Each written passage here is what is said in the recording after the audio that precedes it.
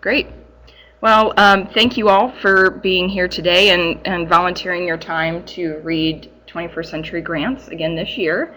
Some of you are new to the process, but then we have some veterans that have been around for a few years. So thank you for hanging in with us and doing it again this year. And what we'll probably be doing is matching up some of those that have been doing the reading for a few years and those that are newer to the process, so we can learn from one another. But thank you all for being here. My name is Michelle Rich. I'm with the Iowa After School Alliance and State Public Policy Group. And of course, we're joined by Vic Jarvis, who will be leading us through the training. Vic, would you like to go ahead and introduce yourself? Sure. I'm Vic Jarvis from the Iowa Department of Education. And I want to thank everyone for participating in our grant review process. So just a little bit about Adobe Connect for those of you who were able to connect this morning. You can see that you should be able to see other participants who are on the call. These are all the other reviewers that will be helping us with the grant review this year. And then the main area has the PowerPoint slides that we'll be going through here today. If you have a question, the chat box has actually moved. It's here on the right-hand side. So if you have any questions, please go ahead and type those in. I'll be monitoring any questions that you might have. If you want to go ahead and unmute your line and ask a question over the telephone or over your computer, that's fine as well too. Or go ahead and type a question to everyone, or you can send a question just to the hosts as well.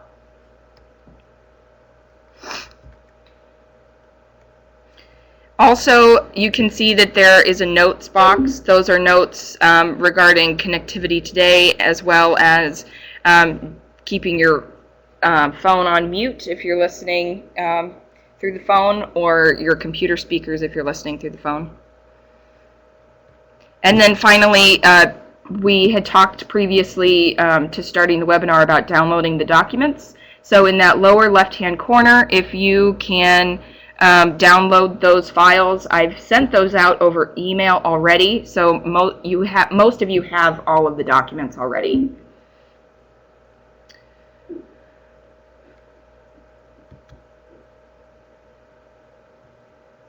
So first, a little bit about 21st Century. The 21st Century program is really about developing models for effective out-of-school time.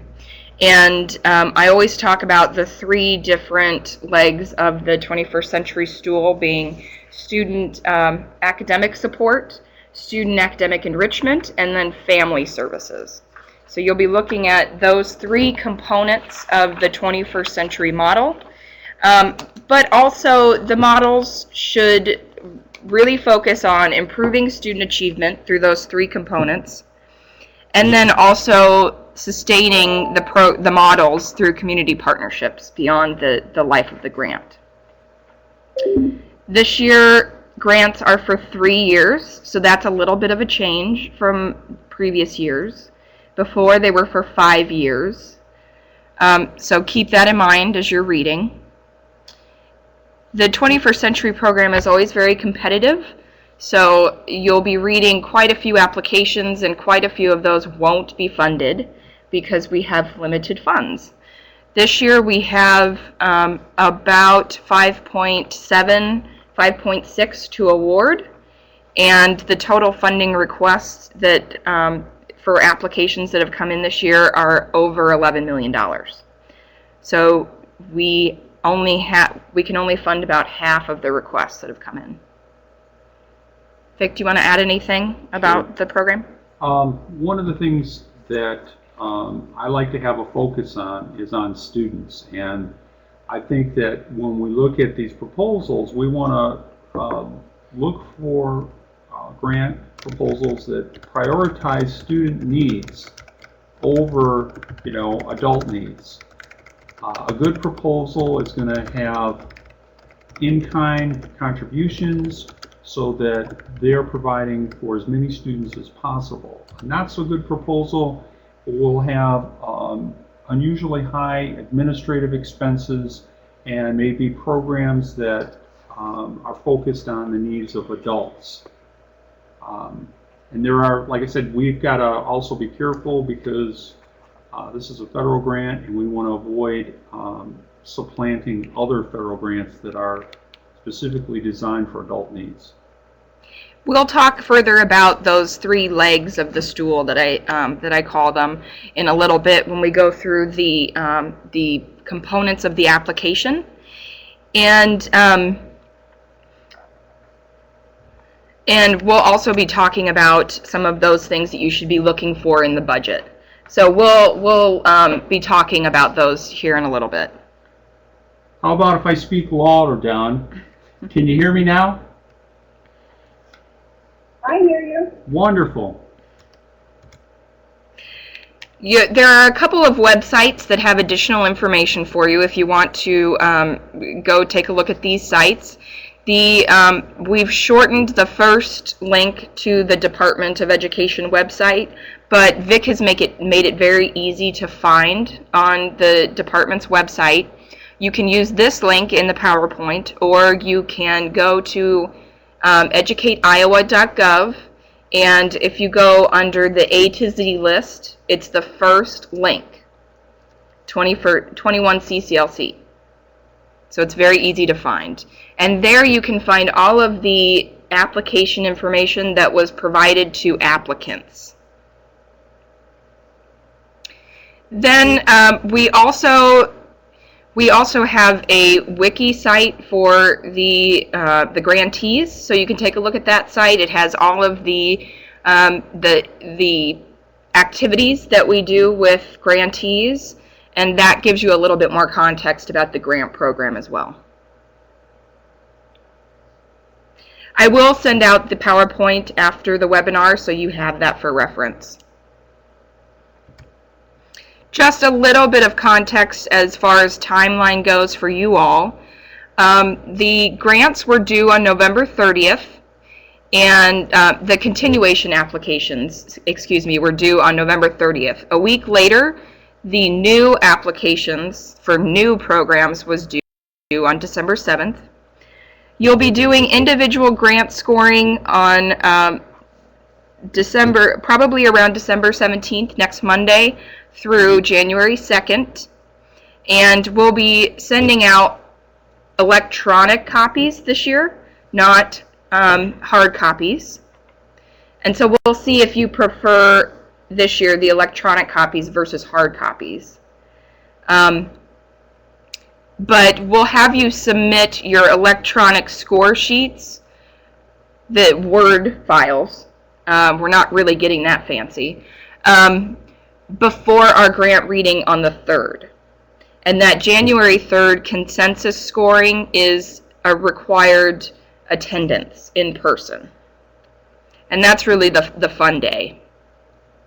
Then following your consensus scoring, which we'll use the consensus scores to rank applications and submit those to the department, there will be an appeal period and requests for your comments, your reader comments, 10 days following that date.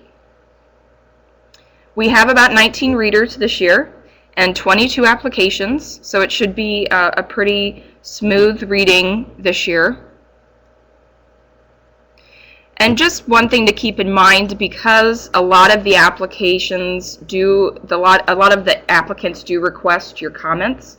If you reward anything lower than full points, we will ask you to make some constructive comments for their application.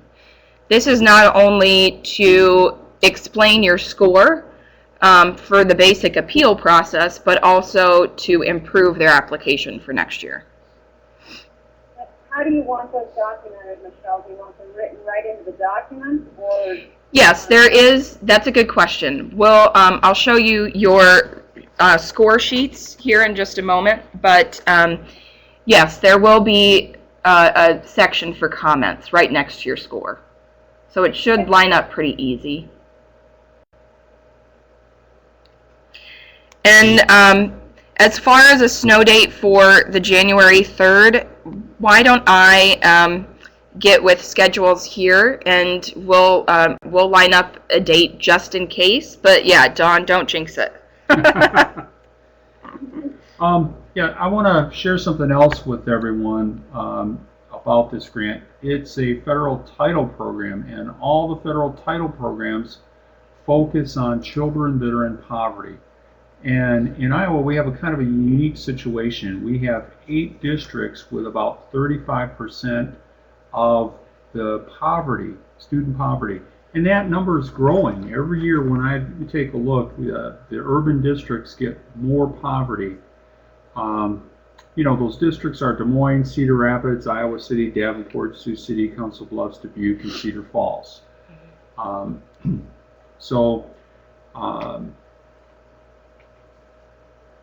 We need to keep that in mind when we're reviewing that we're trying to, you know, address poverty concentrations as well.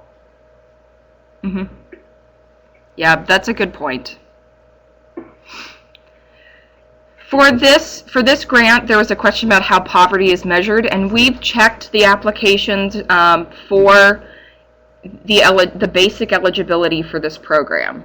And as you read, you'll want to keep that in mind, that these funds are targeted towards the highest need students, and how that is defined. Basic eligibility is 40% free and reduced price lunch percentage at the school they're serving. So that's the basic eligibility. Competitive priority is related to academic need. And so additional points are awarded to the applications if they have SINA status at the schools that they're serving. SINA is School in Need of Assistance, and that just means that they've been federally designated as not meeting their yearly progress for a few years in a row. Yes. Now I'd like to say a word about rural poverty, because in Iowa we have a lot of rural poverty. And so those applications are going to be dramatically different from an urban application. You're going to see probably higher transportation costs, fewer kids served compared with an urban district, because, you know, we can't control the price of gasoline for those buses. And kids in the rural districts, they might have to take a 10-mile bus ride versus you know, a 5-minute 15-block bus ride for a kid in an urban area. So the cost will look different on there, but you know, we've got 2 opposite ends of poverty. We need to address them all. So there's not one formula to look at for this grant. Just we'll get into some of those issues here in just a little bit, but please remember to mute your phone and your speakers.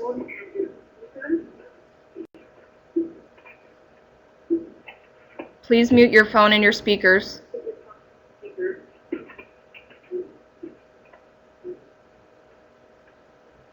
So whoever just joined the phone line, make sure that your computer speakers are off. Thanks. Just quickly on your reader responsibilities, of course, this is a peer review process, and so we want to maintain the integrity of the process. Of course, your reviewer comments are very important for that. But just a few other things, your responsibility as a reader here. Becoming familiar with the application, I've sent that out a few times. It's called the RFA, Request for Application, including the program priorities, and we'll go over a few of those here in just a minute. Understanding how to apply the scoring criteria, that includes the rubric, and I haven't included that on the files to download, but my last email, you did receive the rubric in your email, and I'll send that out again, of course.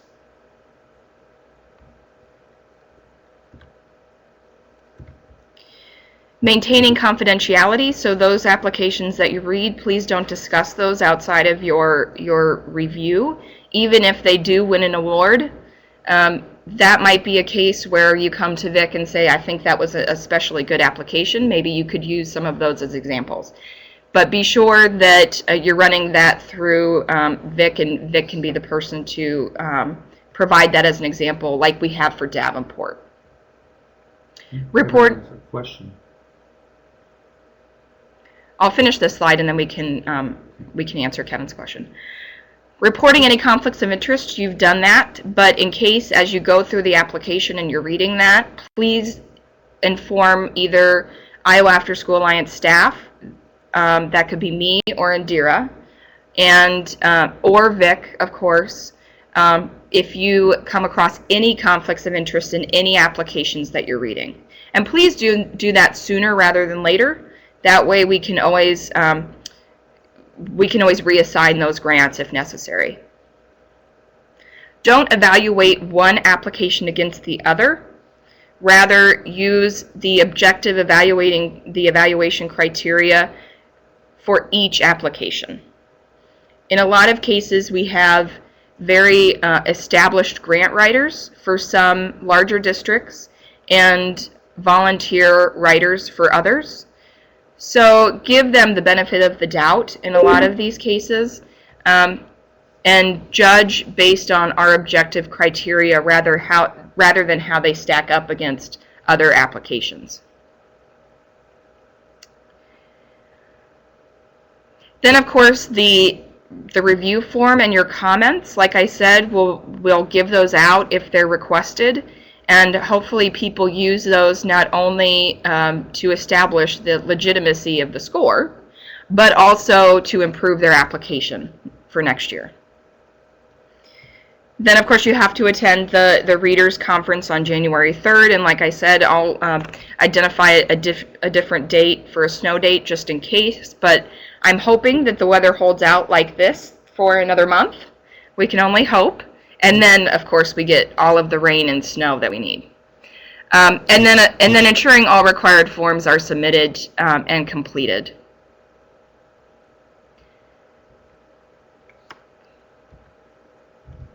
Kevin, did you have a question that you'd like to ask? You can ask over private chat or on the phone.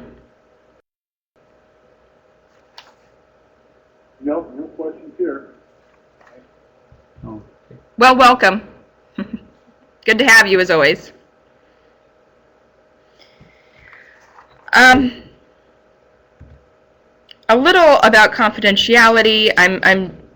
A few of you are veterans of grant reading, and just know that this is a federal grant, and so we have accountability not only to the state of Iowa and the kids of Iowa, but also the federal government. So just keep that in mind. Don't discuss any applications outside of your team of readers. And then don't divulge the names of other reviewers. What we do is assign you a reviewer number and a team number. So any of your comments aren't attributable back to you, only through the department, who will know whose numbers are whose. So the reviewers will see your number, your team number, rather than your name.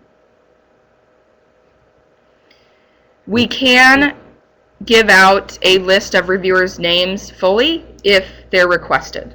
So just be aware of that. We haven't really had any issues with this in the past that I know of, but just always good to go through it. Again, conflict of interest is really important.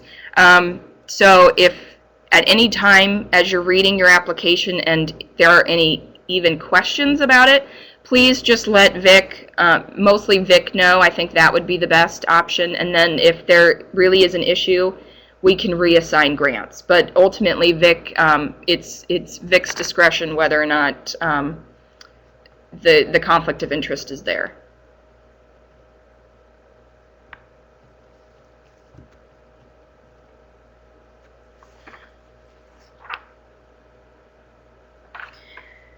Reading the applications, I probably, this goes without saying, but We've done a better job over the past 2 years under Vic's guidance, limiting the page numbers that are submitted in the application.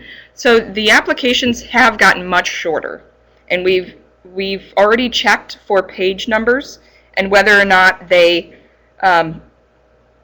meet the maximum allotted pages for each section. So we've cut it down to 20 pages from some humongous, frankly, applications that have been received in the past when there was no page limit.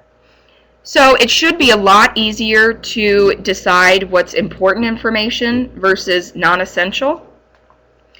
When you're only allowed 3 pages to talk about student need and your project, that's really an effort in being concise. So a lot of the information should be exactly what you need. Don't worry about spelling errors unless it's really it creates some confusion related to content. And like I said, we have some established grant writers and editing processes, and then in some cases there are those checks aren't in place. So just be aware of that and read it for the content.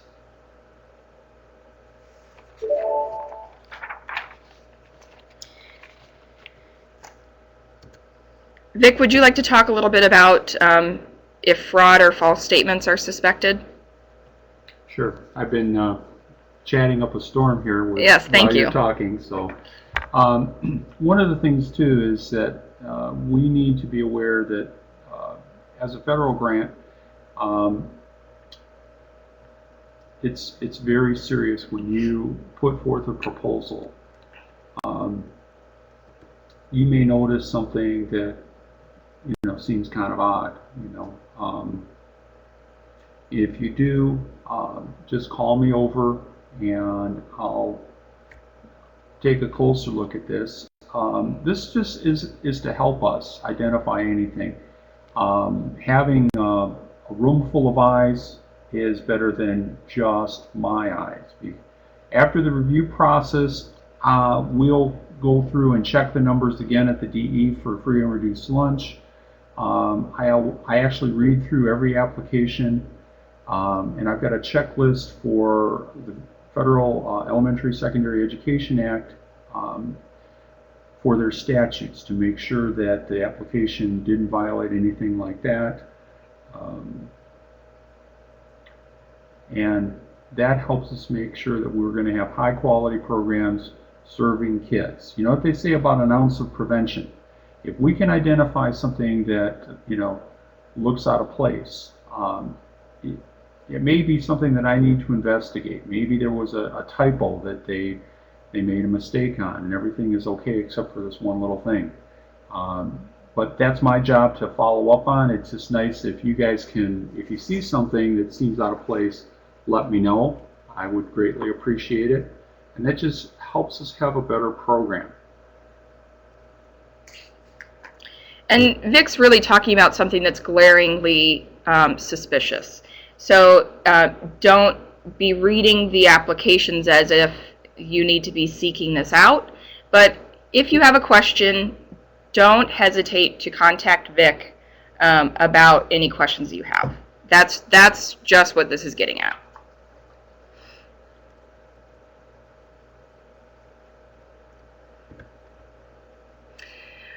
Scoring, we've already talked about a few of these. Like I said, we have some differences between capacity for grant writing, so just be aware of that. Don't score on grammar or spelling. If it's an issue of the grammar or the spelling potentially changes content, which we've seen in some cases when perhaps data is presented, then that might be a question for Vic or the Iowa After School Alliance staff, and we're happy to talk through any of those issues. But don't pick out some the grammar or spelling issues. Now the scoring worksheets, Kim had asked about room for comments. We have sent out the individual score sheets already just so you could take a look at them. They won't change for your scoring, but I will send them out again. And one thing from last year, just be sure that you've included your score, your reviewer or team code on each page. That's really important so we can keep all of the pages together and we know which reviews go with which. And then you can see here that down the center we have each, on the left hand side we have all of the criteria listed. And then what we'll have you do is input the points awarded there in the middle and then any comments that you might have. So again, if you award anything less than full points, please put in comments that are constructive and explain scores below the full awarded points. If you forget, we may have to follow up contacting you via phone or email to say, you know, on this one question, you gave them 1 point and there's no explanation why.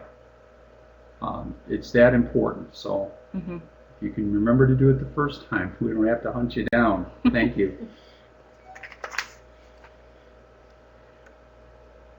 And these will be provided in Word form, so they should be easy to change. Don't worry about going on to the next page if you have a lot of comments. Really, don't worry about the editing of it. Comments, if you use anything below extensive evidence, again, you have to provide comments and be constructive because hopefully they're not just using it for the score, but they're also using it to improve the application. Again, obviously comments are going to be very important. We will check them before you leave on the 3rd. We will check to make sure that those comments are input, especially for the consensus scoring.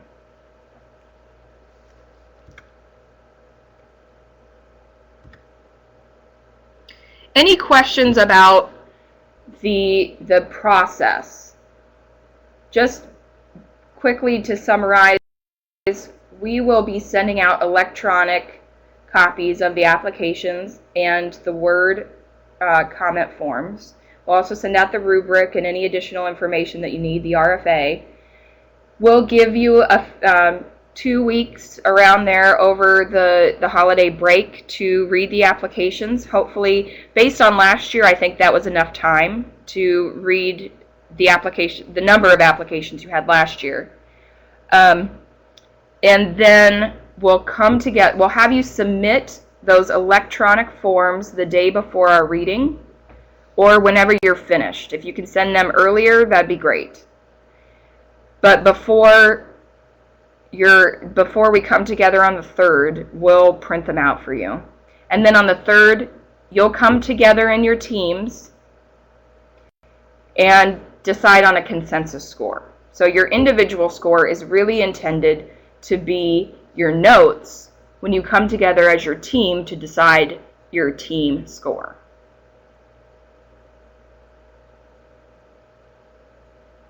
Any questions before we go on about the application itself?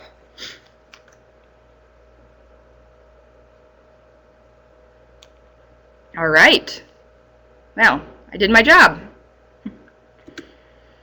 And of course, I'll put all of this in an email to you all, and we're always available for questions that you might have. Vic is very responsive, as are the Iowa After School Alliance staff. So at any time, if you ever have any questions, please let us know. We'll be available whenever you need. I'd like to make a comment about the review process. When you're working on your own, reading the application, and you bring in your perspective, what's really good is it helps you see strengths and weaknesses based on some of your own experience and knowledge. Somebody may be fantastic at budgets and they see something with a budget that could be a problem, and the other grant readers maybe didn't notice it, and that person with budget experience explains it to them, and they say, oh, okay, I didn't see that. On the same token, you may have someone that's a curriculum specialist, and they see a really great example of a program that maybe somebody else didn't give generous points to because they didn't understand the program, and maybe it's new.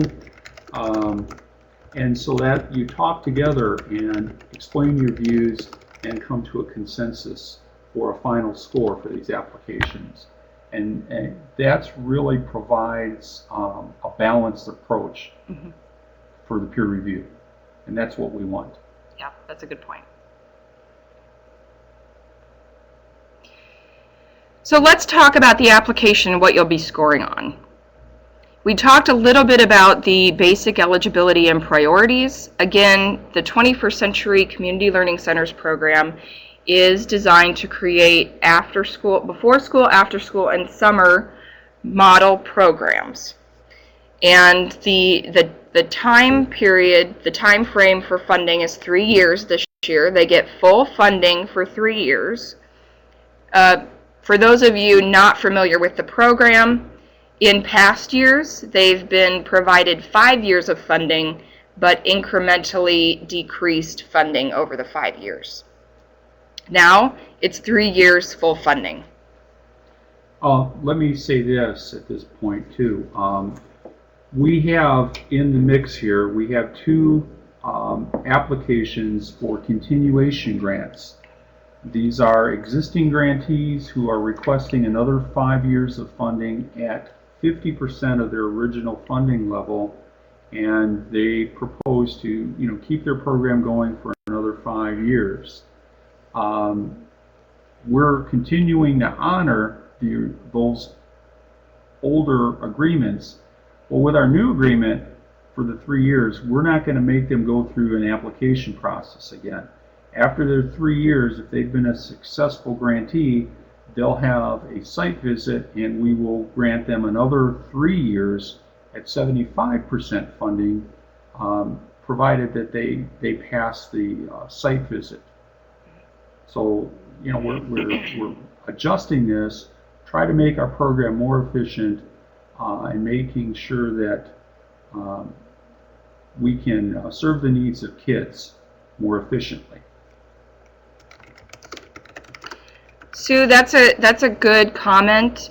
Sue asked if Sue stated and was asking if this was correct, that readers shouldn't make a value judgment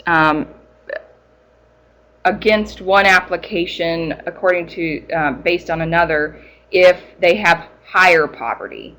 Really, as long as they meet the 40% eligibility, which we've checked already, but you'll want to make sure in your reading that it does make sense, the project that they're describing, that it would meet the needs of students in poverty. But if they have met the 40%, just because they're serving higher need students doesn't necessarily mean that they deserve funding more than another. You really can't judge one application against another. So as long as they're meeting the 40% and the project really is designed to meet the needs of high poverty students and students, if they are in a SINA school, that need that additional academic focus, that academic support, that the project is meeting those needs. So that's what you're reading for. But yeah, don't judge one application versus another. Let me add that in their narrative, they're going to provide you with additional background. They may cite facts outside of the free and reduced lunch. They may tell you that they're in a community where both parents are working. They may cite juvenile crime as a rationale for them needing to have this funding to address student needs. There's a variety of things that the grantee themselves will tell you about their communities and their students that will be different in every application. So poverty is one criteria, but then you also have to look at the proposal. They may have very, very high poverty, but a very poor proposal on how they're going to address student needs. In this application, we've tried to help the grantees by asking for a student needs assessment. So a good application is going to base their goals and the programs on the student needs assessment. So we would expect that the higher scores go to districts, community organizations, faith-based organizations that are really focused on meeting those needs of students. We'll talk about the needs assessment here in just a little bit. We've done a better job of linking student needs with the project and vice versa. So that's something that you should be reading for in the application. There was a question about if only schools were eligible for these grants. No. Some of these eligibility factors are very school-based, but it's simply because this is an education program. So some of these eligibility and priorities are this is school data. But nonetheless, community-based organizations, faith-based organizations are eligible to apply, and that is a priority that is awarded additional points and something that we've checked for. But as you're reading, please let us know if they were awarded joint submission and you feel in their application that it's the project is necessarily reflected of a true joint submission between a school or district and a community-based organization. Please let us know. That's how you can double check some of these priorities. But regardless of who the applicant is, that joint submission between the schools and the CBOs or faith-based organizations or for-profits, that is a competitive priority. So they either receive 0 or 5 points for that piece.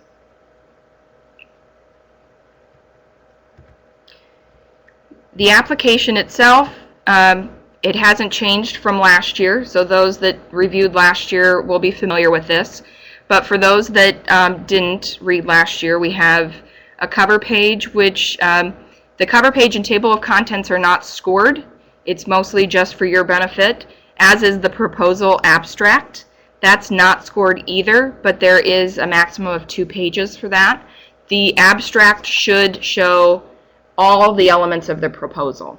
So that's something that you should look to first for a good summary. The student needs assessment we'll talk about first, which is a maximum of 3 pages. We'll talk about the specifics of each of these momentarily. Project, research base, the management plan, which gets to staffing and their management structure. Communication plan, which is only 1 page that includes how they're going to share information and get information about their program. Of course, partnerships. The maximum 2 pages does not include MOUs or letters of support. So in some cases, they might have quite a few pages of MOUs and letters. And so while you can take that into account with your scoring, technically the MOUs and letters of support are not scored. Then evaluation and budget narrative. Then they also have some required forms that include budgets and site information, and those should all help you add some context to the application. Oh, let me say we've got one application that had a lot of pages with students signing their signatures on there. Don't worry about something like that. That's something that I will contact the grantee and tell them that I don't want them to do that next time. It's just, extra paperwork that's not necessary. Student needs assessment is a total of 20 points, so it's a high point section. The total scoring is out of 110 possible points. That includes up to 10 points for competitive priority. So this is 1/5 of the actual scoring. They've been given a student needs template that you can take a look at. They don't have to adhere wholly to that, but basically what the template gets at is just clarifying exactly what they're looking to focus on. So why do they even need a before and after school program? They need to use objective data, and so you'll see a lot of academic achievement data. We'd like them to talk about achievement gaps if they've identified to focus on those. They should talk about the basic need for before and after school. So just because you have an achievement gap, what's the need for after school, and how are you looking to fill that need? And then the second component to that is providing evidence that stakeholders have been engaged in identifying these needs. So in some cases, they may do evaluation, surveys, they may do community meetings. That's all the kind of, we want evidence that stakeholders from youth and parents to the schools and partners have been engaged in identifying the need.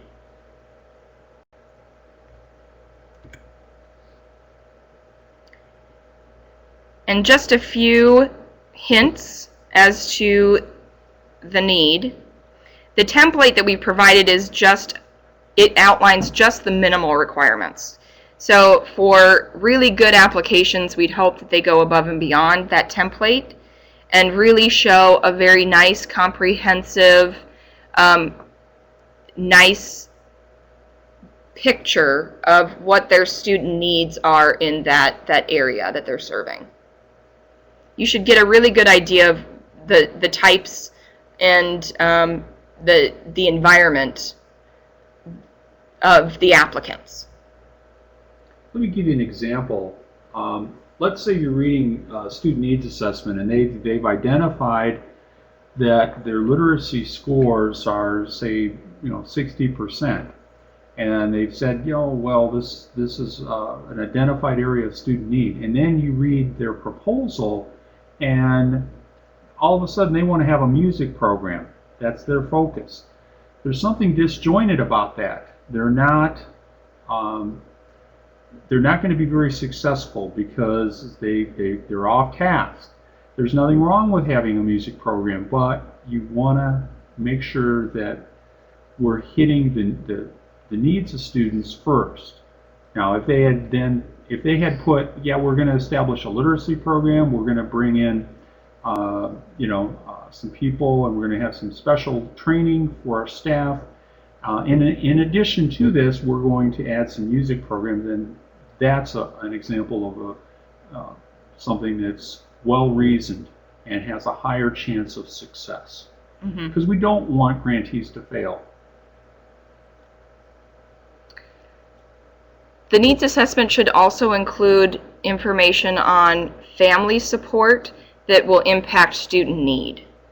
So it's not necessarily that the families have a unique issue, but it's really intended, the family programming should be designed to impact student needs.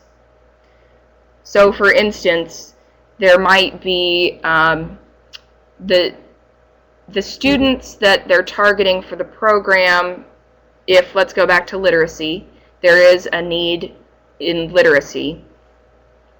Maybe the families of these students don't have they don't have access to books at home. That can be a family need that's identified in this needs section. But it can't be that, for instance, the parents need books. It can't be a directly family parent need. It has to be linked back up to student need. There's some research out there about the grandparent effect. What happens when parents, grandparents, family members encourage children with their learning? There's a lot of evidence that that alone is a huge support for kids. They need this encouragement. In the past, there's been a little bit of confusion with this program for family literacy being a GED program. It is not. All of our community colleges run a GED in adult literacy that's focused on the needs of adults. It's okay that these grantees can partner with their colleges and take care of that, but our focus is getting the adults to understand the needs of the kids and be a support system for their children. So a lot of them have parent nights. They bring them in and they show them the work the kids are doing, and the parents, family members, they say, wow, this is really great. And then they have a better understanding so that they can encourage the children to do better. Vic said it better. Any questions about the needs assessment? Doug had a really good question about priority as far as grade ranges or grade spans. There is no state priority for whether we're targeting elementary, middle, or high school. In fact, this grant can serve all ages, pre-K through high school. So last cycle, we actually did have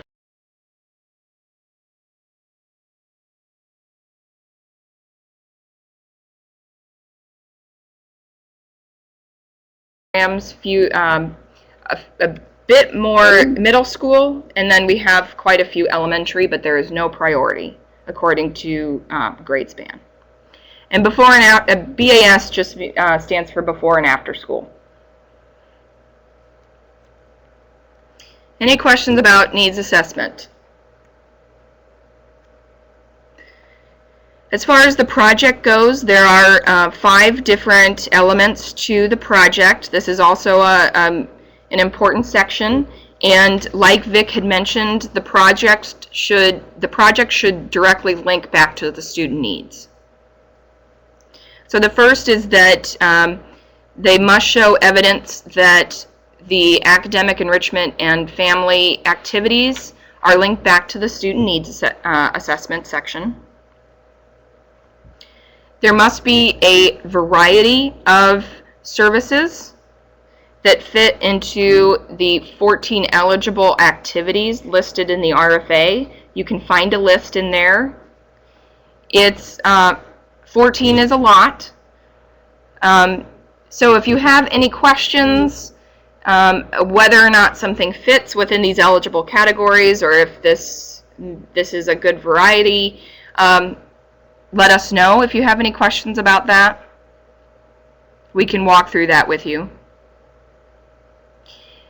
The third component is that there are goals and objectives for all activities. And the goals and objectives, again, should tie back to the student needs.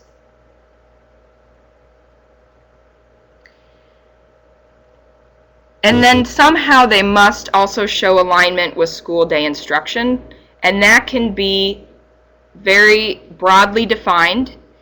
They don't necessarily have to use school staff, but at least have a relationship with school staff. That can be alignment with state and national standards, or through the CSIP, which is the Comprehensive School Improvement Process, or plan, that schools develop and are required by law to develop. So this can be very broadly evidenced, but somehow they must show connection with the school day.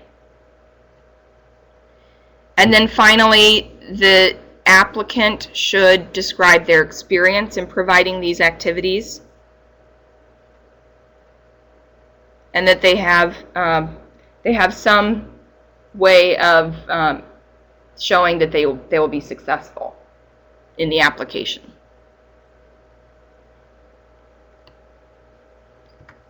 So just a few hints to look again at. I go back to the three-legged stool of 21st century, so making sure that they have a mixture of academic support and enrichment and then family services, but that they fit within those 14 eligible categories. And again, those eligible categories range, so it's most likely they're fitting within those. But just know which ones those are, and if you have any questions, just let us know. And then ask yourself a basic question. Do these activities sound engaging and fun? This is what makes after school so great, right? Is that it's not all academics. It can be academics worked into enrichment, and there's a nice complementary relationship between all of the activities, that they have some coordination, and that it does not look like the school day. So use your best judgment in that, but ask yourself that basic question. Would these kids actually enjoy this? And remember, this is volunteer programming. The kids don't necessarily have to attend. It's not compulsory like the school day. So kids are voting with their feet. Will they vote for this program? Any questions about the project?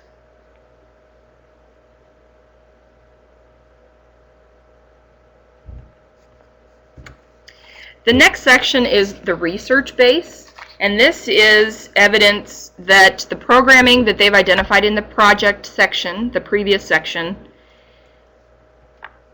has some sort of evidence that it will work. So there's lots of literature out there, there's lots of curriculum development, people put a lot of time and work into researching different curricula.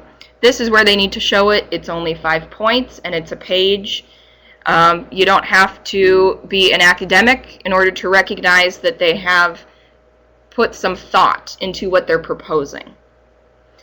And the research base is one part of the what we call the elements of effectiveness, which includes the identification of needs based on objective data, then how you'll measure performance as far as activities go, and then your research base for identifying those activities. This is only a page, so it's not going to be a lengthy section on all of the research that they've done, but at least it should show that they've put some thought into their project. Having research increases the chances that they're going to have a successful outcomes. That means, somebody has done it before and they made it work, so that's going to increase the odds that one of our grantees can also make it work. The next section is management plan. This is another 20-point section, so it's pretty important. There are 4 components to this, 4 criteria that you'll be measuring, you'll be awarding points on. The first is related to staffing and how they will ensure effective staffing, including recruitment and retention of qualified staff, professional development with staff, and effective leadership. When they talk about leadership of the program, they should also talk about how this how the leadership or the coordinator will link to the school day instruction, whether that be through relationships, curriculum, or the school improvement planning, and how the program will use volunteers. The second is transportation and access. In some cases, some grantees might define this broadly to mean translation services and ensuring that students with disabilities have equal access to the programming, and then the inclusivity of program facilities. So it's a all-encompassing section on transportation and access. The third component or criteria of the management plan is development and engagement of a stakeholder advisory group. This is a requirement of the grant. So they have to have a stakeholder advisory group meeting regularly. And then how that advisory group relates back to the organizational or program structure. The final criteria is the sustainability plan, including a description of how resources will be combined or coordinated for the effective use of public funds. So this may include, in some cases, child care subsidies or other title funding. That's all legal. They just should describe how the different programs will work in braided funding.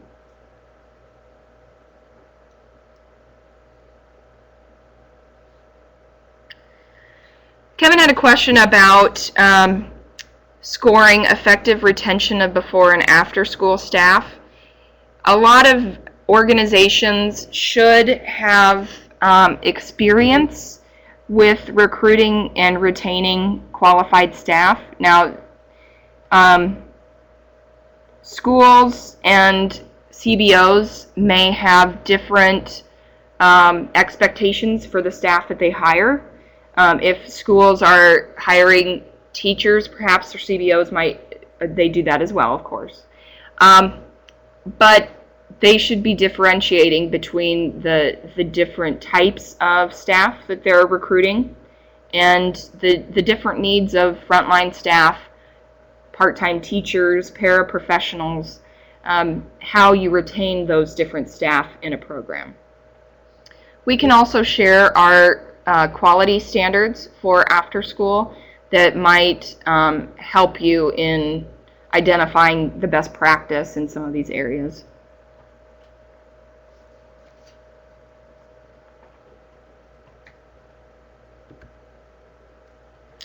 A few scoring hints for the management plan. In this section, you should get a good idea of how they'll run the program and their leadership and advisory structure. You should be able to easily identify who will be leading the program through a coordinator or director, the structure that they'll be using, whether that be multiple site coordinators and frontline staff, but you should be able to get a good idea of that. And then, of course, that good overview of plans for the staffing, including hiring and recruitment. There usually is a pretty clear difference between organizations that have good policies in place and experience in hiring and retaining staff, and those that don't have good policies or don't have experience. But we can share those quality standards as well. Any questions about the management plan?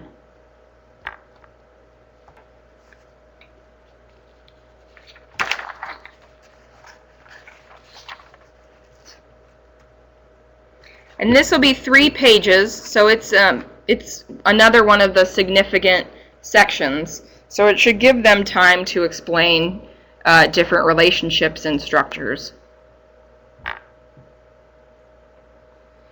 And Vic had another good point that some programs use high school students or other students to mentor and provide staffing in the program. And that's not necessarily good or bad. It's all in how they manage those staff and train and retain the staff. So keep that in mind. I'll give folks just a few more minutes to ask their questions.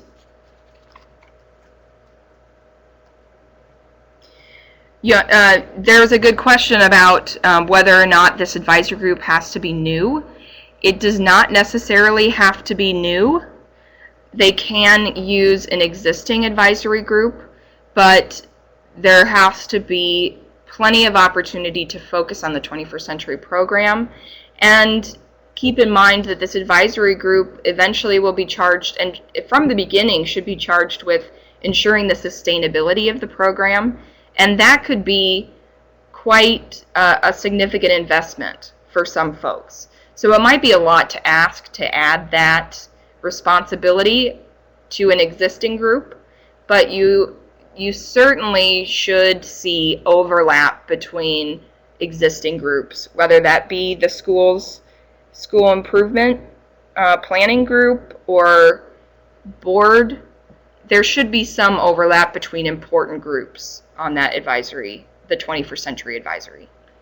That's going to look different too between an urban district and a rural district. In a rural district, you're going to see like the school principal will be on it, maybe a school board member, somebody from the CSIP committee, whereas in an urban district, you might have more community people involved rather than in school administration. So that's just because in rural areas, they wear a lot of hats to get the job done. And all of those scenarios are okay. There is no one single right answer for this application. That's what makes it both challenging and rewarding for you as a grant reader. Kim had a good question about involvement of community members. I think that's always encouraged in different forms, and as long as a good program director should see the community involvement, whether that be through service learning or community service projects or utilizing expertise of area businesses as a vehicle to improve their student outcomes. So I would definitely look for those relationships in the application, and yes, that is an acceptable and encouraged form of meeting student needs if they can show that connection and the evidence base for what they're proposing. Good question.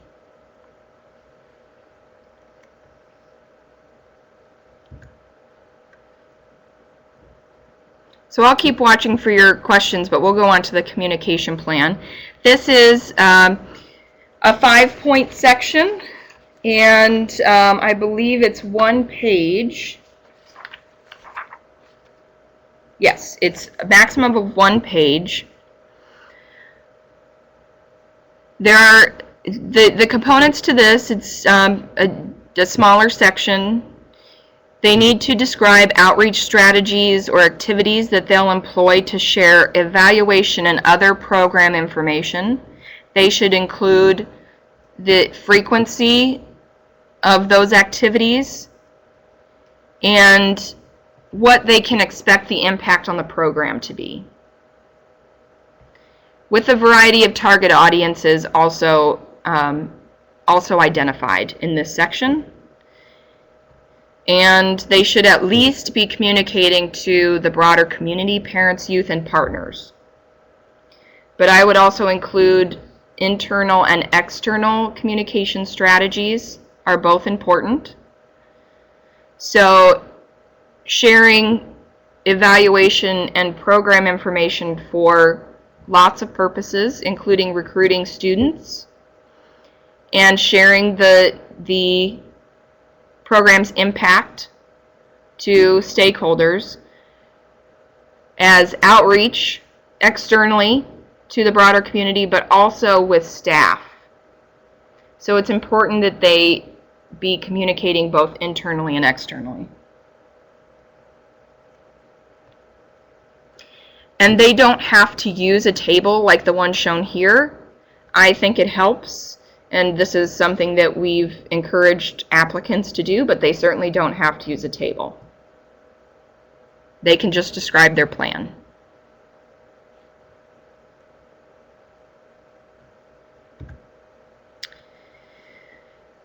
This section on partnerships is 10 total points and 2 pages maximum.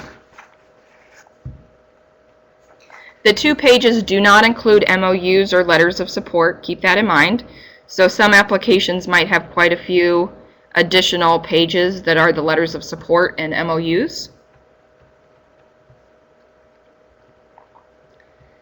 But they can't use the MOUs just to add pages to this section. Now they have to be able to state their case in the 2 pages. Keep that in mind. 2 components, 2 criteria: the description of existing organizational or programmatic partnerships, and the partners' roles in programming and sustainability. So it's not, again, it's not simply enough to list partnerships, but also their impact on the program. Then the second criteria is a plan for meaningfully engaging these partners over the lifetime of the grant, so the 3 years that they'll have grant funding, recruiting new partners and maintaining those relationships.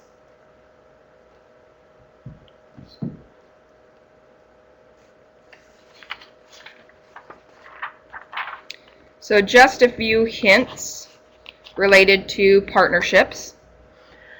They really need to explain the role and impact of the partnerships, what they'll do, and not simply that they have the partnerships. In this section, they can also explain the in-kind and financial support that these partnerships might provide.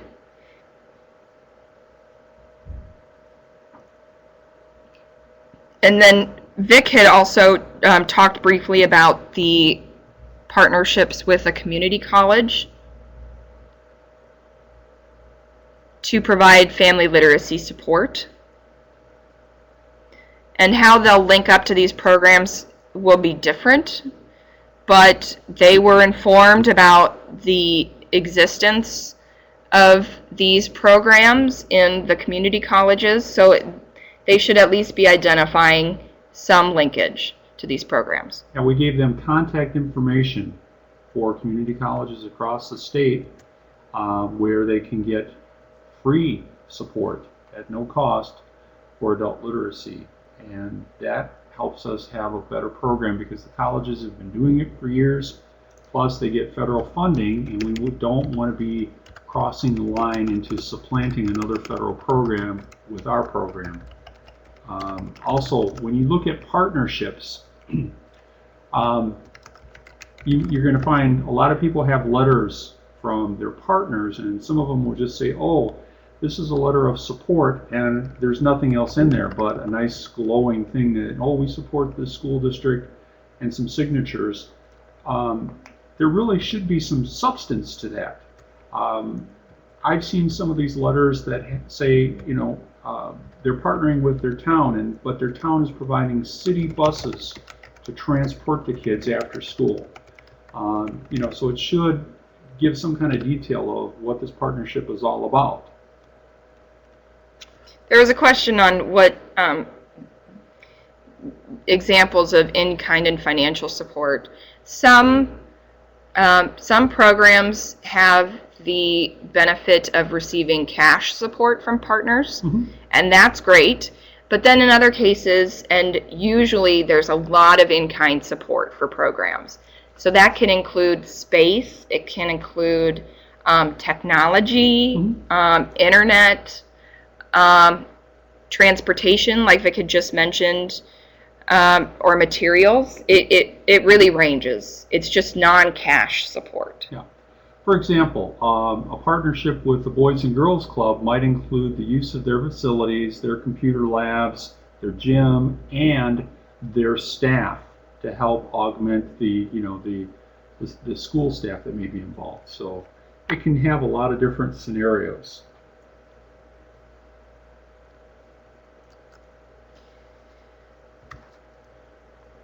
So again, we've provided you the appendix that was given to applicants regarding the community colleges and the adult literacy classes that they have.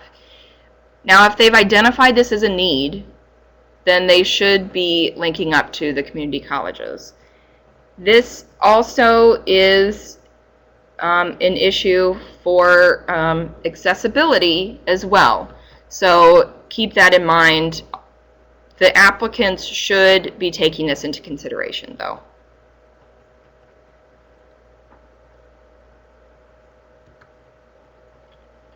Any questions about the partnerships before we go on?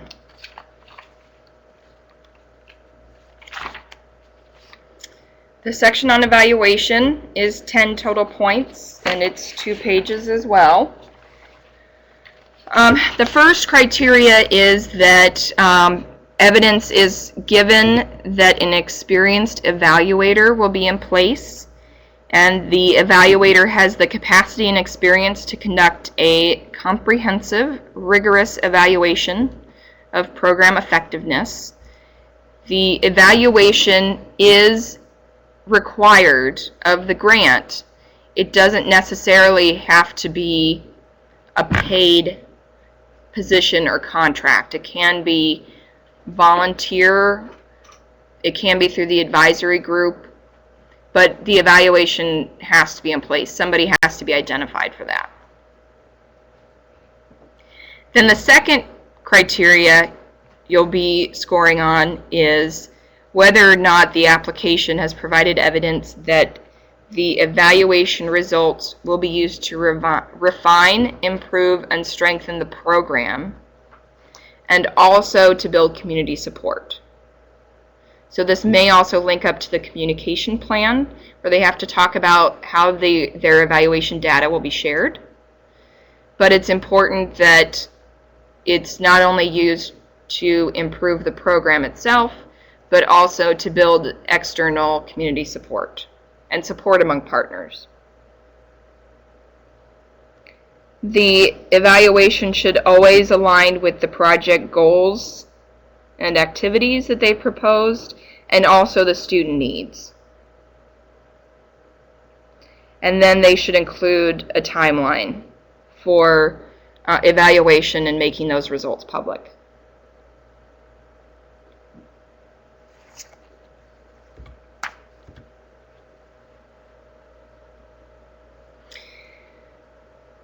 Just a few hints as far as evaluation.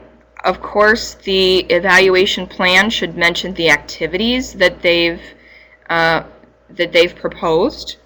So if they don't mention activities that they're doing, probably not a great evaluation plan. Does this section also talk about their local plans for reporting, how they'll use it locally, sharing with the community and with staff, and then their participation in state level evaluation activities? And then you should feel confident that a high quality evaluation will come from this grantee. If they're awarded funds, you should have confidence that it will be a high quality evaluation.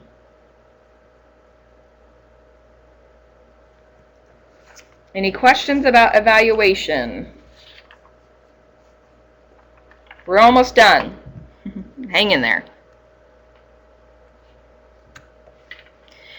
The last section is budget narrative. It's 10 total points. They get 2 pages for this. They should, the 2 criteria for budget is that they provide detailed justification for each line item that they've included on their required budget forms. Their required budget forms are in, they've placed it in different places in the different applications, but it should be clear. Forms D2 and I believe D3. There are 2 budget forms. One is site specific and the other is just overall grant budget.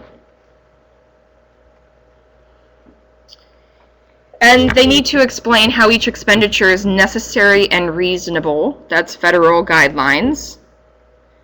And how each expenditure aligns with the activities. So you should get a good description of how they came about with the numbers. And then the application must also describe how the program seeks to supplement rather than supplant current funding. We've provided some additional guidelines on supplanting versus supplement, since I know that's kind of a tough one to judge. So we'll talk about that here just briefly, here in just a bit. Some things to ask yourself: are all expenditures justified, and are they reasonable as well, based on your best judgment? Do the expenditures align with the activities? So do they make sense according to the project that they've proposed? Are the set-asides set aside? There are required set-asides for professional development, access and transportation, evaluation, and administration. Is the budget well constructed? And this really gets to administration of the grant. Does it make sense to you? And then are funds supplementing existing services rather than supplanting? So let's talk about supplement versus supplant. And Vic, do you want to talk a little bit about this? Sure. For example, if you read in a narrative that a district has been offering summer school for the past 5 years using Title I funds, but in their application they want to offer summer school with 21st century funds, that's supplanting. They must continue to provide summer school with those Title I funds. However, if they only had enough money to put 50 kids in, and with 21st century, if they can add another 20 kids, plus throughout the year have after school and provide breakfast and the after school program, then that's allowable. See, that's supplementing an existing program, bringing in more kids with high needs, and that all has to be documented. Mm-hmm. Another thing, when you see the budget, here's something that I actually caught. It was under administrative. There was a grant director who put in a salary of $40,000 for quarter time. It looks kind of reasonable because running a program. Well, if you take 40,000 times 4, you come up with $160,000 salary for a little grant program. So, you have to kind of look at those numbers and. But that's another reason why we check things after the grant reading to catch those little anomalies, to make sure that we have really good programs going on. This was borrowed from Title I, the 3 tests, and the example I gave was really test number 1. If there's a program that's required, under state or for law, and you wanted to use 21st century funds, that could be also supplanting. So you really have to read their narratives, and then take a look at maybe their budget. And like I said, this is something that you guys are going to be extra pair of eyes to see if something stands out. As far as supplanting, and sometimes this is something that very difficult to detect. But working together, we should be able to minimize these issues. My goal is to have every single grant being high quality, doing a good job for kids across the state. Let me mention backfill. Let's say that they've already got someone who's a coordinator of community after school or at community and out of school time programs, and they're the person that runs after school, and the district's paying them $45,000 a year salary, and this has been going on for a couple of years, and now you see on the application that they want to charge $42,000 or $45,000 to the after-school program. Again, that's backfilling. The district should continue to pay that person's salary and use the 21st century funds for other things like transportation, bringing in more kids into that program. That doesn't mean that we don't pay salaries, because we do. If they've never had a program before they may need to hire someone who's a director and, pay them a salary. Every application is different, so that's one of the things that this grant, you really have to pay attention to detail. And you'll read one grant and the very next one will be like it's from another world, but it can all be acceptable.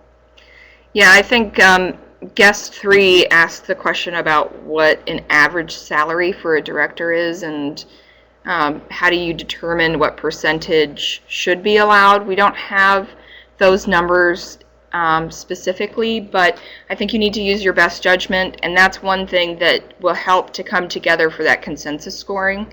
Most likely you'll have some different, there is the 8% limit, but it's your professional discretion, what seems justified and reasonable for that grant. And I think Vic's example probably was from, if they're running one site, that might look very different for an administrator than a multi-site grant. So keep that in mind. And also the number of kids. We've got a wide range between our urban and rurals. I think we've got an urban one that's proposing to serve 900 kids. Well, that's a large number, 900 kids in 3 schools, compared with a rural that might only do 100 kids in 2 schools. So all of these needs are different from application to application. So that's one of the things that during the grant reading you may need me to come over to your table to, address some of these questions that may come up, or you may have them when you're reading independently. You can send me an email, vic.jarvis@iowa.gov, and we'll put it on at the end as well so that you have that information. Mm-hmm.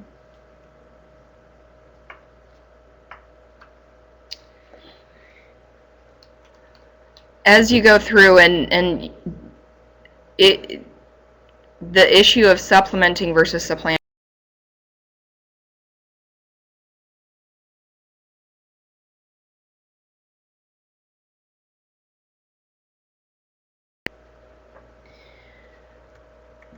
we can't know of all of the funds that are used to provide existing programming.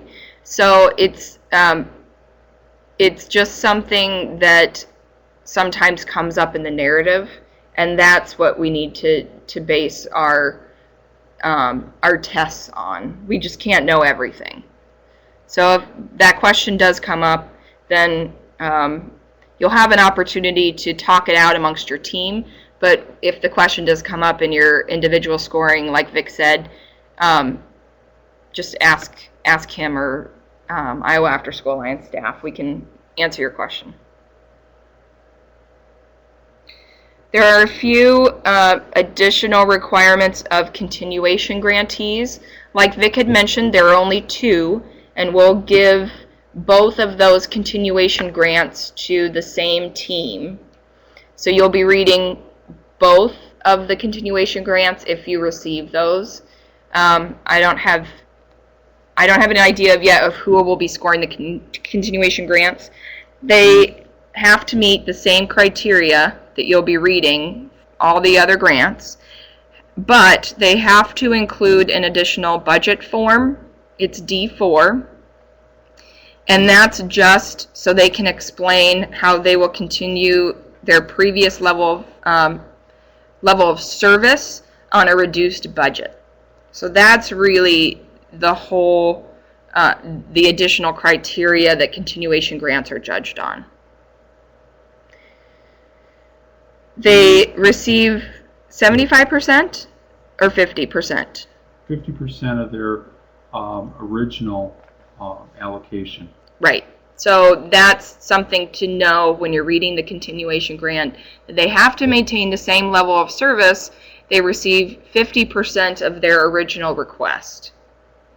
So that's what their budget's going to be based on. So you'll likely see more in-kind and cash support from partners because they are required to maintain their previous level of service. So somehow they have to figure out how they're going to do that, and it should be reflected in their narrative and in their budget. But that's something that we'll work with the team that's reading the continuation grants. They don't have any special criteria necessarily. It will just sound a little bit different.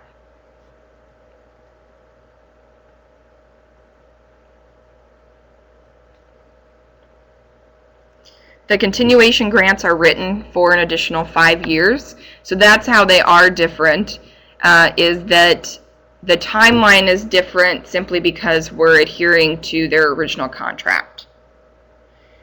The new grants are 3 years, so that's changed this year, but the continuation grantees are applying for an additional 5 years at 50% of their original request.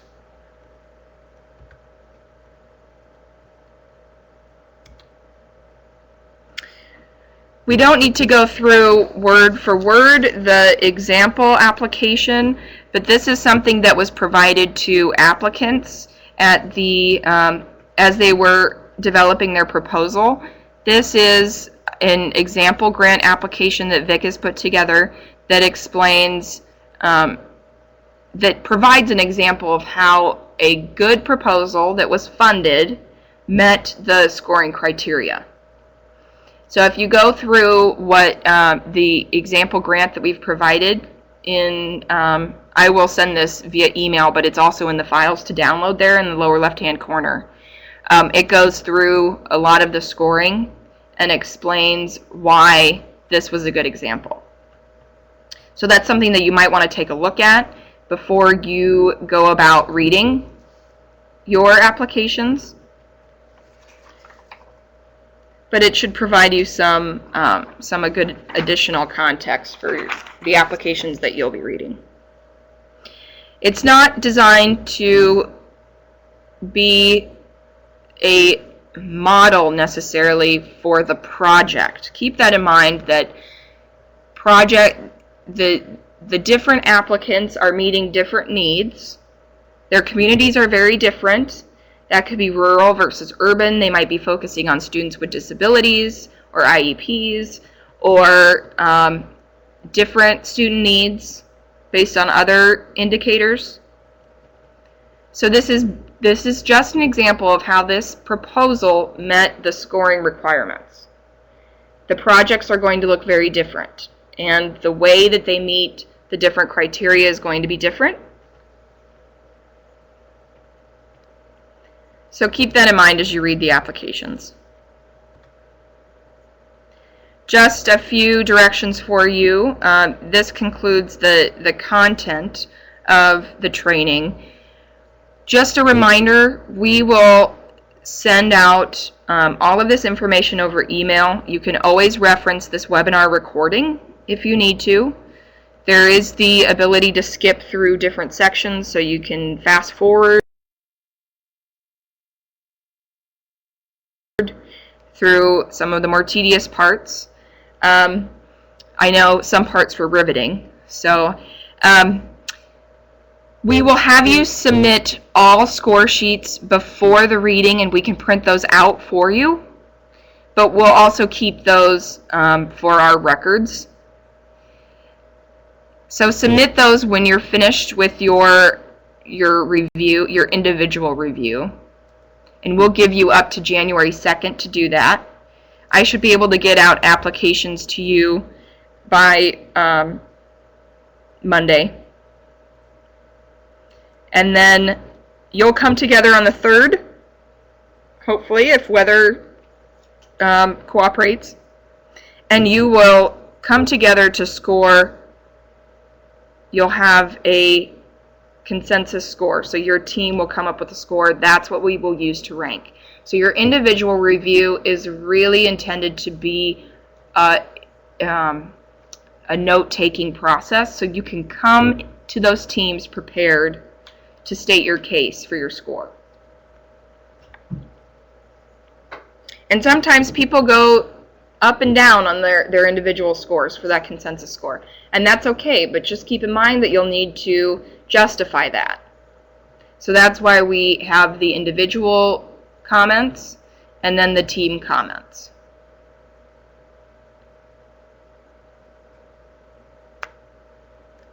Any questions before we end today?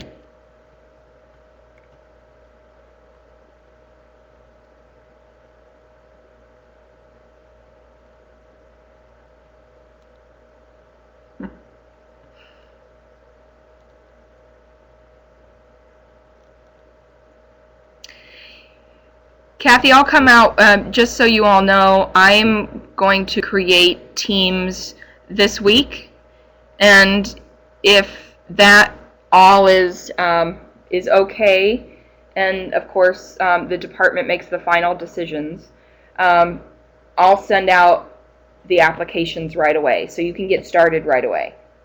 So I'm hoping that by Monday that will be completed.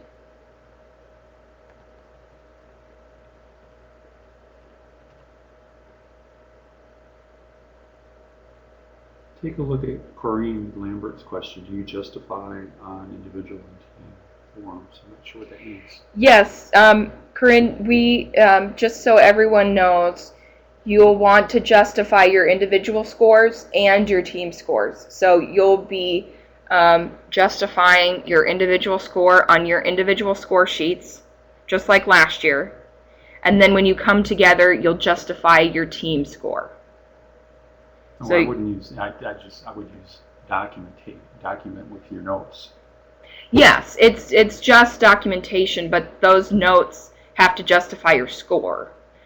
So if you don't give them full points, you have to explain why you didn't give them full points. And it can be as basic as did not include evidence of, or would have preferred to see more information on this particular criteria. And you won't be changing your personal justification or notation when you come to your teams. It may change, and that's okay. Something that you have to realize is that those teams come together to use their individual expertise. Those individual forms are for note taking, so you can come together as your team and justify the score. And others might persuade you or provide a different perspective that gives you some additional information and leads you to change your score, either better or for worse. And it happens both ways. So you won't be changing your individual justification because that's how you read it the first time off. So you want to make sure that it makes sense, but we do come together as a team in order to share that different expertise and come up with that consensus score. Here's an example. Let's say that you've got a review team of 3 people, and it's 20 points. Somebody had awarded the full points at 20, somebody else 15, and somebody else 12. And then you talk about it in your group, and you may find that the person that awarded the 20 points has a good understanding of what they put down there and can explain it to you, and you say, oh, I didn't realize that when I read this by myself. And then in your group you agree to say, okay, well, we're gonna make it maybe 19 points because there was one thing that wasn't explained well, and even the person that gave them the full points said, oh yeah, I didn't see this. So you come to an agreement, and that's the final score, that consensus score that we use.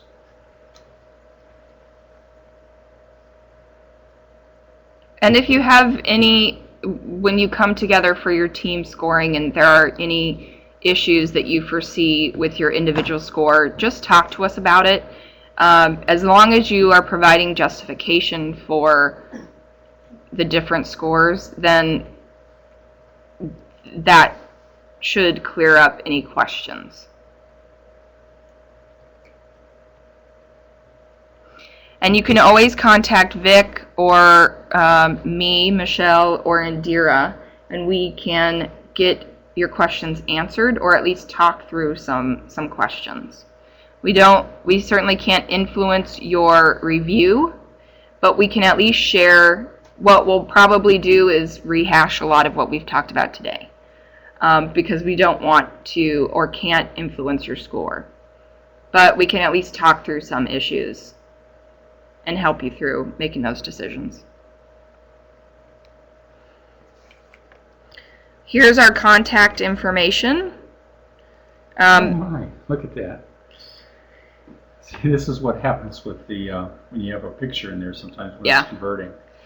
Vic's email is just vic.jarvis@iowa.gov. So it's pretty easy to remember. I put it in the chat as well. Okay. Oh, let me caution you. Don't call my phone number.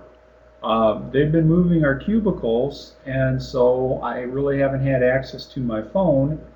They had to disconnect it, and it may be next week they'll have it in place where I'll have my landline back.